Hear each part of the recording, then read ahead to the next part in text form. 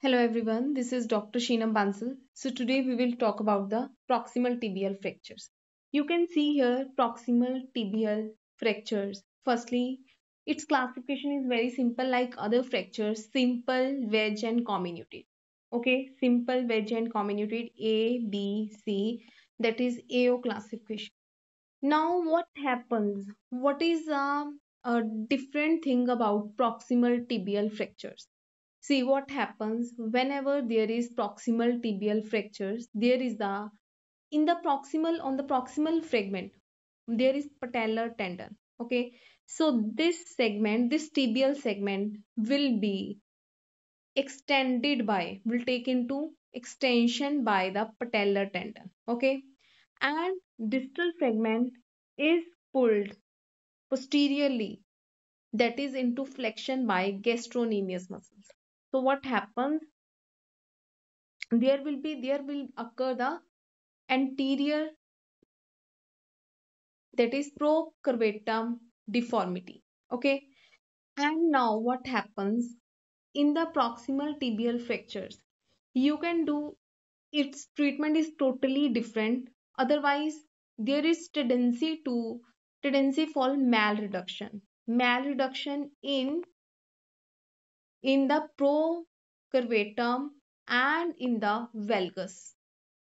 Okay, so we have to decrease this risk of malreduction. Okay, so its treatment is totally different. What you have to do, you can do conservative treatment if there is less than 5-degree varus or valgus, less than 10-degree anterior or posterior malalignment, and less than 10-degree rotational deformity. More than 50-degree cortex apposition is there, less than 1 centimeter shortening is there, then you can do conservative treatment. Operative treatment, if it is not fulfilling the criteria of acceptability. Now its entry is different. Your entry will be more proximal and more lateral, more lateral to prevent valgus deformity, and more proximal to prevent the anterior and prevent the anterior procurvatum. Okay, otherwise more deformity will be there and nail will cut through the anterior cortex. Okay. Second is the, you have to make the you have to make the entry in the semi extended position. Okay, it should be in the semi extended position. Then otherwise, what will happen? There will be extension of the proximal fragment. If you don't semi extend, what will happen? There will be extension of proximal fragment and there will be more procurvatum.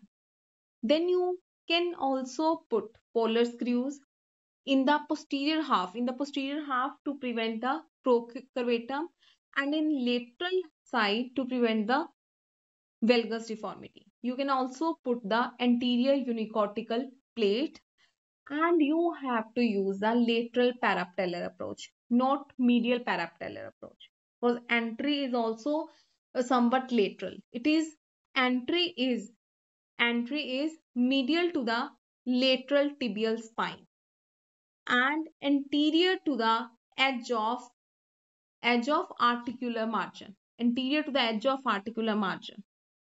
And your Herzog curve should not be more, because it will more, there will be, if Herzog curve is more, that is angle is more, cause of more angle it will cause more proximal bending and so more malalignment. So basically proximal tibial fractures have more tendency to get to for the malreduction in procurvatum and valgus.